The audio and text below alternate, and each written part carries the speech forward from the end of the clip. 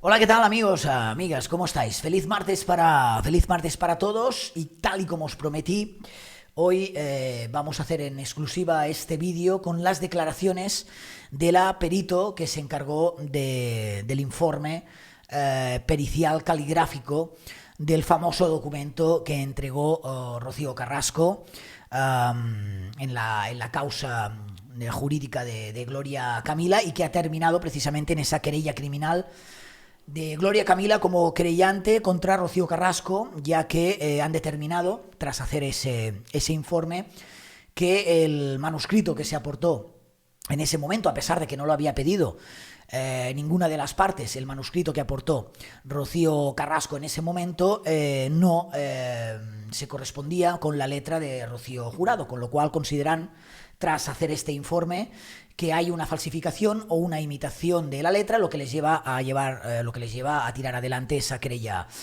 criminal. Estos días mucha gente se está preguntando acerca de este proceso. Hay gente que comenta, bueno, pero esto no tiene que ser tan fácil, es imposible que una persona vaya a un juzgado con un documento falso, porque seguro que lo van a descubrir, a saber cómo se ha hecho el proceso, cómo es posible, si ellos no se quedan con la copia original, cómo es posible que se haga ese informe caligráfico y un sinfín de cuestiones que yo con este vídeo es lo que voy a intentar responder.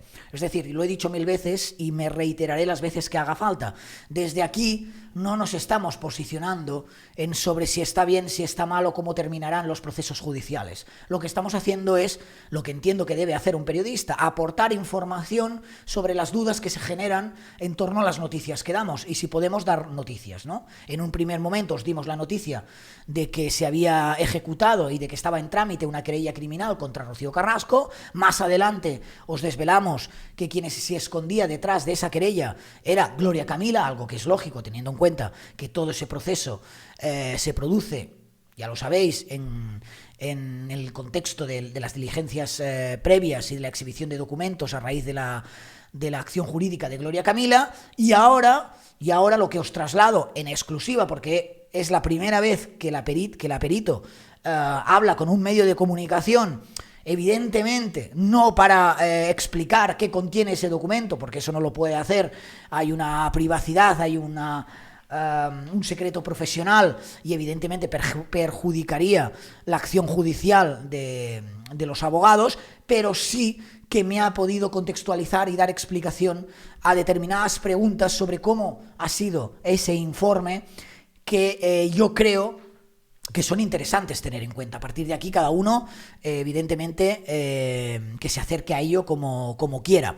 Sí que es cierto que voy a tener que usar, una vez más, algo de lenguaje jurídico que os voy a intentar contextualizar, y esto lo hago porque para mí es importante explicar y decir las cosas de una manera correcta, porque si no viene el ejército de trolls de turno a decirnos que no tenemos ni idea de lo que estamos hablando y de que no sabemos ni explicar las cosas. En fin, para que esto no suceda me tengo que atender evidentemente al lenguaje jurídico para explicarlo bien, a pesar de que en todo momento voy a intentar que se entienda y contextualizar. De entrada, ya lo que os voy a hacer es poner nombre y apellido a la persona que se esconde detrás de este informe pericial caligráfico, para que no parezca que esto se ha hecho en la clandestinidad ni entre sombras, sino que es una profesional que se llama Ana Tapia, que lleva 25 años dedicándose a este sector concreto de los informes periciales caligráficos, ¿vale? 25 años. Para este proceso en concreto, para este informe en concreto más bien, la ilustrísima Ana Tapia, nos explicaba que había invertido, lo había hecho ella personalmente, eso de entrada, no es que lo delegue a ningún equipo, es decir, todo lo que me ha explicado es porque este informe lo ha hecho ella personalmente. ¿Durante cuánto tiempo? Durante más de un mes. Y atención a esta declaración, que a mí me ha parecido especialmente significativa, porque me dice que en toda la vida profesional que lleva en esos 25 años, difícilmente ha hecho un informe tan exhaustivo como este, en el sentido de que difícilmente ha contado con tantos documentos indubitados. Acordaos que los documentos indubitados son aquellos cuya letra de Rocío Jurado no genera ninguna duda, porque sabemos que esa letra es de su puño. Entonces, que en su carrera profesional difícilmente ha hecho un informe contando con tantos documentos indubitados para poder realizar su trabajo. Estamos hablando, y esto también os lo puedo avanzar, de más de 20. Es decir, hay más de 20 documentos manuscritos que saben a ciencia cierta que son de la letra de Rocío Jurado, que son con los que se ha cotejado ese documento dubitado, que es el que entregó Rocío Carrasco. Acordaros que mucha gente decía, bueno, es que solo comparándolo con una carta de cuando ella tenía 18 años, esto sí, no se ha comparado solo con una carta de cuando ella tenía 18 años, sino que ella ha podido reunir a través de Enrique Trebolle, no nos olvidemos que es el abogado de Ortega Cano, ex marido de Rocío Jurado, y Gloria Camila, hija de Rocío Jurado, con lo cual es fácil que ellos puedan tener acceso a documentos indubitados de la propia Rocío Jurado. Pues son más de 20 y de diferentes, esto también es una cosa que me ha querido dejar claro, de diferentes etapas de su vida. Y la determinación es, después de hacer ese análisis del que ahora entraremos en detalles, la determinación es que esa letra no pertenece a Rocío Jurado, más que la determinación, la conclusión, y que la persona, que en ningún momento se dice que sea la propia Rocío Carrasco, sino quien sea, la persona que haya querido imitar, según, insisto, este informe pericial caligráfico, la letra de Rocío Jurado, sí que es cierto que se inspiró muchísimo en esa carta de cuando ella era joven, ¿vale? Pero eso no quiere decir que el único documento con el que se haya cotejado ese manuscrito que entregó Rocío Carrasco fuera la carta. Estamos hablando de más de 20, ¿vale? Más de 20 documentos durante un mes de análisis exhaustivo, y estamos hablando también, y este dato también os lo puedo aportar, de que la ilustrísima Ana Tapia lleva en su carrera profesional realizados más de 3.000 informes caligráficos, informes periciales caligráficos de este tipo. Más de 3.000. Es decir, para aquella gente, supongo que están en su derecho, yo lo único que hago es trasladaros la información, pero que tiene dudas sobre a saber dónde han ido a cotejar esta letra y la profesionalidad del proceso, además, yo os aporto información. Es una señora que hace 25 años que se dedica a este ámbito concreto, que ha realizado más de 3.000 informes periciales caligráficos y que nos dice abiertamente, o me dice abiertamente, Albert, pocas veces he tenido tantos documentos indubitados para poder cotejar con el documento dubitado, es decir, con el que tengo dudas. A partir de ahí, evidentemente, hay una serie y hay un proceso que ella me explica y me detalla, y que yo también os voy a acercar ahora en 2 minutos, porque hay otra declaración que me ha parecido interesante.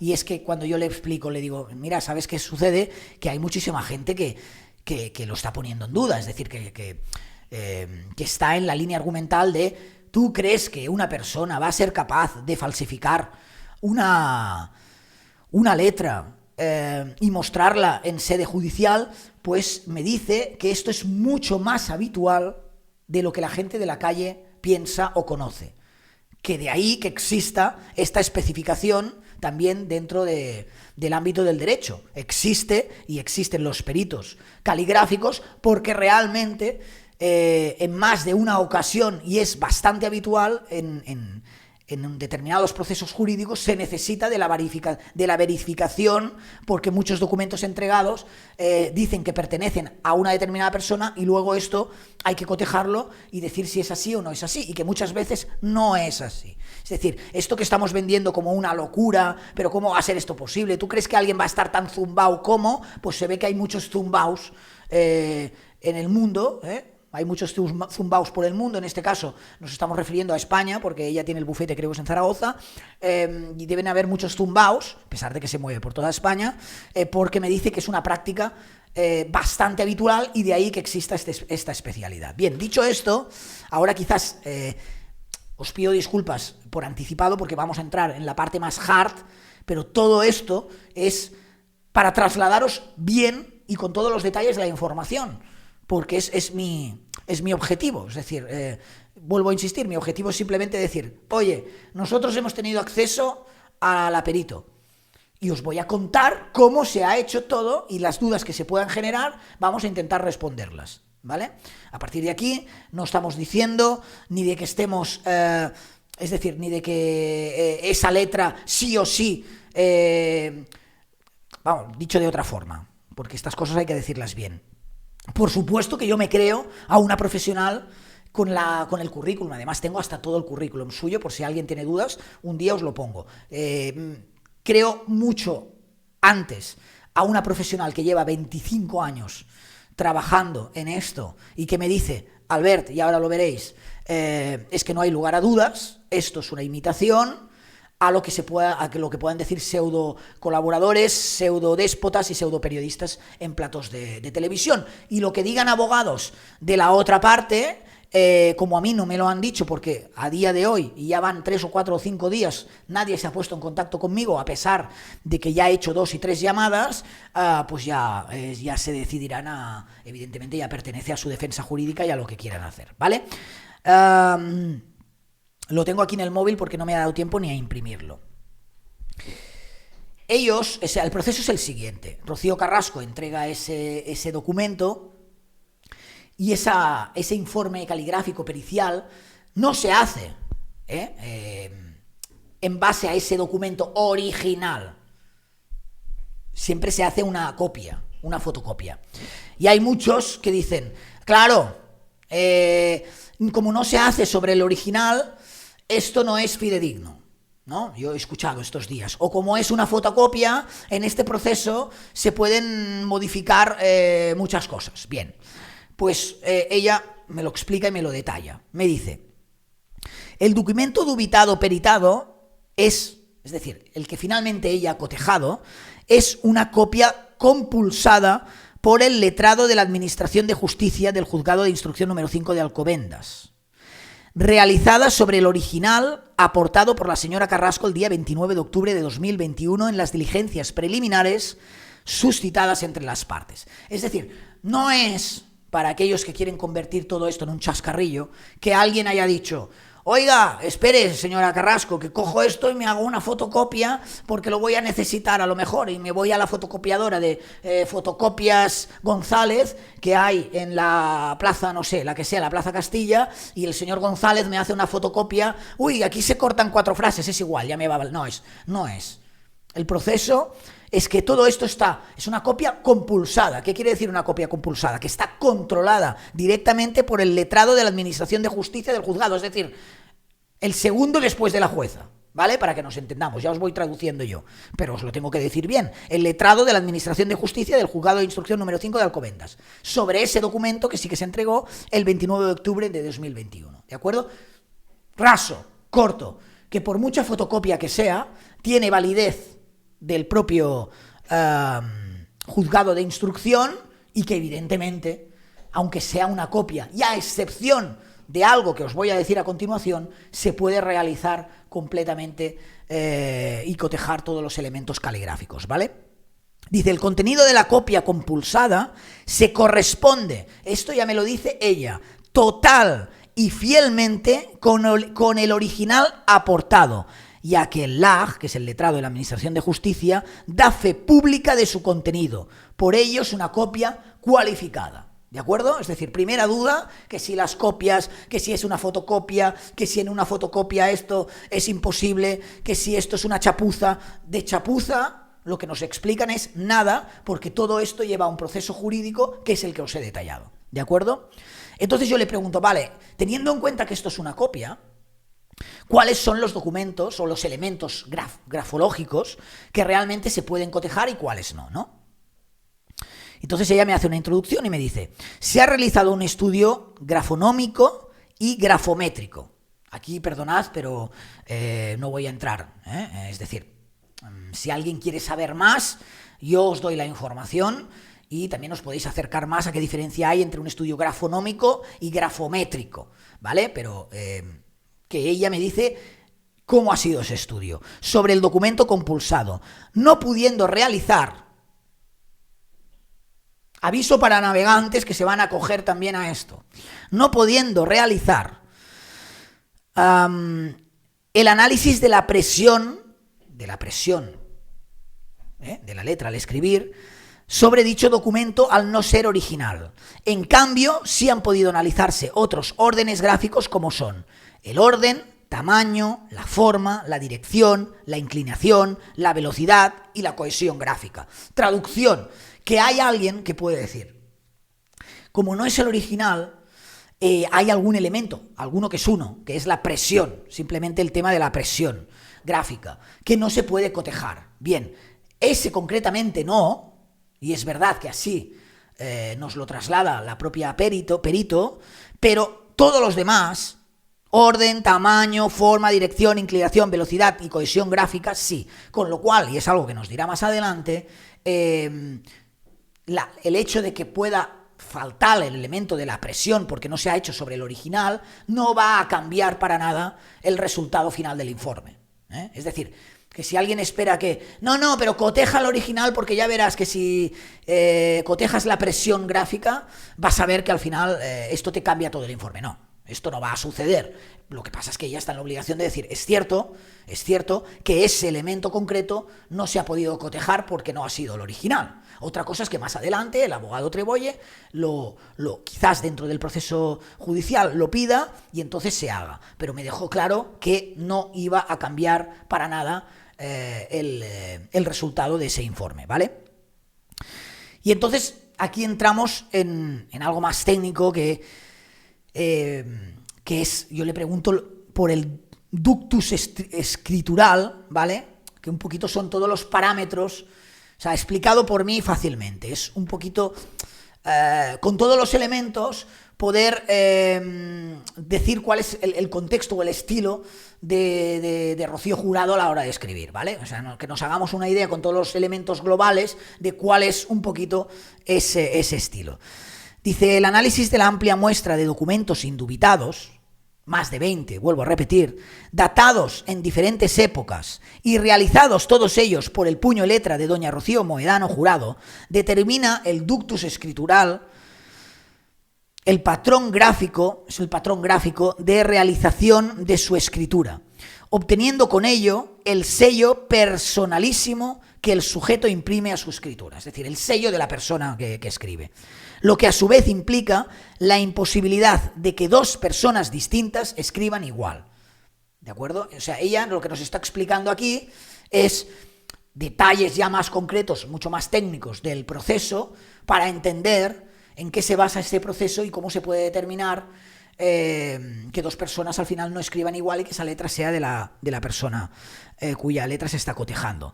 Dice, todo este complejo sistema se plasma de forma inconsciente en la escritura de la persona, habiéndose realizado un estudio de la evolución cronológica de la escritura, esto es importante, de la señora Mohedano Jurado, desde los primeros documentos públicos conocidos, cuando tenía 18 años, pudiendo determinar los gestos tipo realizados de forma automática por esta, provenientes de un hábito y con un predominio prácticamente absoluto del inconsciente. Trazado este patrón gráfico escritural evolutivo y realizado el cotejo con el documento dubitado aportado en sede judicial, se determina que el texto graficado en dicho documento no ha podido ser realizado por doña Rocío Mohedano Jurado, no correspondiendo a su puño y letra, si bien se trata de una imitación de la misma. Estas declaraciones textuales no son del abogado Enrique Trebolle. Estas declaraciones textuales ya son del perito que se ha encargado personalmente de hacer este informe caligráfico. Y fijaros si nos está aportando detalles de cómo se ha hecho el proceso. Vuelvo a pediros disculpas, es verdad, es es difícil a veces leerlo y decís, ¿qué me está contando este hombre? Pero yo creo que es importante que nos lo explique el profesional en primera persona y que se entiende bastante, ¿no? Lo que quiere decir que intentan cotejar un sello personalizado, en fin. Básicamente lo que está explicando es cómo funciona su trabajo para los que se creen que esto es el polígrafo de Conchita. Que el polígrafo de Conchita a mí sí que me lo tienen que explicar.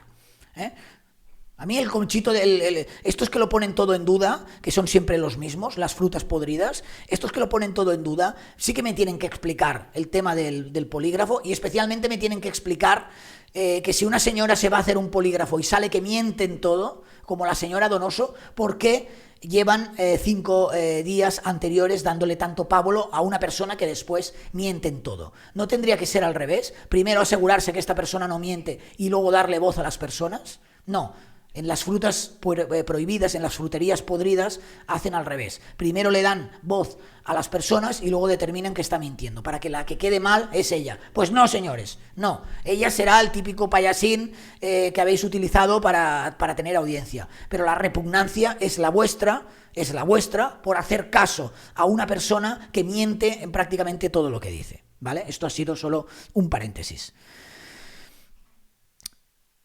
¿Vale? Y ella define, su especialidad es perito caligráfico judicial desde 1997. Desde 1997. Y me dice, te indico un esbozo de mi currículum, por si lo consideras de interés. Y todo esto que estoy haciendo así es su currículum, ¿vale? Que no os voy a mostrar, evidentemente, porque creo que es algo privado, pero que yo sí que he chequeado y digo, vamos a ver, ya como persona, ahora ya no estoy hablando como periodista, pero igual que puedo tener dudas de cómo es posible que alguien se vaya a un juzgado, entregue un documento que no le han pedido y encima este documento no sea la letra de Rocío Jurado, tengo la misma sensación cuando yo veo el currículum de esta señora, que es un currículum impresionante, cuando yo veo la trayectoria de esta señora desde 1997 como perito caligráfico judicial y pienso, esta señora, después de un mes de trabajo, ¿qué necesidad va a tener de mentir? ¿Qué necesidad va a tener esta señora de decir que el documento está falsificado cuando no lo está, jugándose todo su prestigio, ¿no? Entonces, todos estos detalles, insisto, y lo voy a dejar aquí para no aburriros más, pero creo que hemos tenido detalles de sobras, ¿no? Es decir, creo que al menos si hoy, martes, alguien todavía pone en duda cómo se ha hecho este proceso, es que evidentemente estamos hablando ya de fanatismos. Es decir, el proceso es legal, el proceso está perfectamente explicado, el proceso está más que explicado por lo que deberían probablemente, dado la situación compleja que tienen judicialmente por delante, y yo desde aquí tengo que agradecer enormemente a la profesional, a la perito, a Ana, que haya querido darnos declaraciones en un momento tan importante como este, donde justo se acaba de tramitar esa querella criminal. Entonces quiero agradecer la valentía también de estos profesionales, porque sin esta valentía los periodistas no podríamos explicar las cosas, porque evidentemente si siempre se nos dice es que esto no lo puedo contar, es que esto está judicializado, es que aquí no puedo hablar, pues no lo sé, entonces difícil tenemos nuestro trabajo. Pero si al menos con todas las dudas que van surgiendo sobre los procesos o sobre los temas, nosotros podemos dar voz y podemos explicar las cosas, evidentemente yo creo que en pos de la transparencia esto es mucho, mucho mejor, ¿vale? Esto es, evidentemente, alguno dirá, bueno, pero ¿qué dice la...? Eso es imposible, eso sí que no me lo pueden contar, entenderéis, primero porque hay una cosa que es secreto profesional, que ellos pueden ir contando, hay una confidencialidad y hay un proceso jurídico abierto. Lo que sí que hay una frase para terminar que me gustó y es, en mi profesión no hacemos magia, es ciencia. Lo que hacemos es ciencia y que ella quiere defenderse ante las personas, ¿no?, que están cuestionando el informe pericial caligráfico y está diciendo directamente, me dijo, Albert, yo lo único que te quiero decir, y si esto lo puedes trasladar, es que lo que nosotros hacemos no es magia, es una ciencia y tiene su técnica de estudio. y ella nos ha hecho algunos trazos en esa última respuesta de esa técnica de estudio y que es realmente lo que se coteja y lo que se analiza, ¿vale? Yo pienso que he dado todos los detalles posibles hasta donde puedo dar, creo que los hemos dado todos. A partir de ahí, si alguien quiere seguir hablando de este tema y quiere aportar esta información, yo pienso que es interesante porque cada vez tenemos más información y cada vez es mucho más difícil esa postura del esto es una invención. Cada vez es más difícil porque estamos hablando con profesionales, con trayectorias dilatadísimas, todas ellas, distintos, con profesionales de renombre y con profesionales que han tenido la valentía al menos de dar la cara y decir, mira, yo te voy a explicar hasta donde puedo. Y es esto. Estos son los hechos, amigos. Nosotros ahora mismo lo único que hemos hecho es poner toda la información sobre la mesa, toda la que podemos. Está ahí. Prácticamente no nos hemos dejado nada. A partir de ahí, evidentemente, la batalla legal, yo no sé que este interés en apuntar al trinquerismo de los periodistas, no, creo que os equivocáis porque el periodista lo único que hace, yo lo único que he hecho es informar. No he hecho ninguna valoración, no he hecho ninguna opinión. En algún momento quizás he opinado sobre lo que me parece, lo que veo y escucho, pero todo lo que he expuesto estos días es información. Os estoy informando sobre la tramitación de una querella, sobre quién hay detrás de esta querella, sobre qué tipo de informe se ha hecho, quién lo ha realizado, le hemos dado la oportunidad de que se explique, en qué contexto, cuántos documentos, todo esto es información. Entonces, apuntar al trinquerismo del periodista todavía os quita más credibilidad de la poca que ya tenéis, porque yo pienso que a vuestro espectador no le podéis maltratar diciéndole, no, esto lo ha hecho un periodista trinker. No, esto quizás lo ha hecho un periodista trinker según vuestra opinión, pero esta información no sale de un periodista trinker. Esta información sale de fuentes completamente oficiales y que han tenido un peso enorme, o están teniendo un peso enorme dentro de todo este proceso. A partir de ahí, evidentemente, os lo creéis o no os lo creéis, pero yo no puedo hacer nada más. O sea, los Reyes Magos vienen un día al año. Ahora, sí que me parece bastante paupérrima la explicación de esto lo dice un periodista trinker. ¿Y cómo es trinker? No, señores, no. Ni soy trinker, ni lo hago porque quiera joder a los demás. Lo hago porque es mi profesión, es mi trabajo. Igual que ella se debe a su código deontológico, yo me debo al mío. Entonces, si ser trinker, evidentemente, lo que pasa es que si ser trinker significa cuestionar lo que algunos están trasladando como una dictadura, pues sí, pues evidentemente voy a ser trinker toda mi vida. Porque mi necesidad siempre es hacer preguntas y que me las respondan. De ahí las trinker sorpresas. Si os gusta el concepto trinker sorpresa y vais a difundir esta información, pues nada, poned el hashtag trinker sorpresa y así todos nos vamos a encontrar en el ciberespacio y sabremos que venimos del mismo lado, ¿de acuerdo? Bien, esto es todo lo que os puedo decir, ya más en serio de este tema hasta el momento. Evidentemente, si tenemos nueva información, la vamos a ir trasladando. Creo que han sido días intensos y en fin, espero que os haya gustado.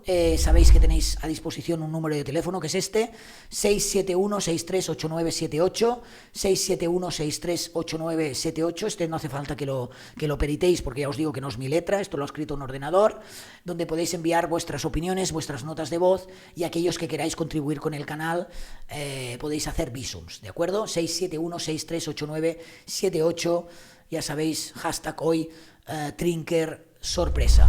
Que no estáis suscritos todavía al canal, hombre, suscribiros.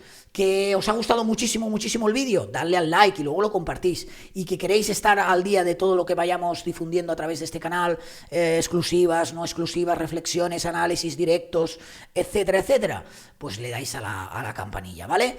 En fin, insisto, que el contenido de hoy ha sido un poquito más tocho, pero también lo vais a leer en La Vanguardia, para aquellos que lo preferís, que preferís también tener la versión escrita, también lo vais a poder leer en La Vanguardia, y esa es toda la información que os puedo aportar y que espero que os haya, bueno, No sé si el tema sería que os guste o no os guste, pero que al menos os haya aportado algo más. Es decir, que os vayáis tras escuchar el vídeo con la sensación de que tenéis más información, que no os quedéis igual, ¿vale? Besito para ellas, abrazo para ellos, casi no llego al final.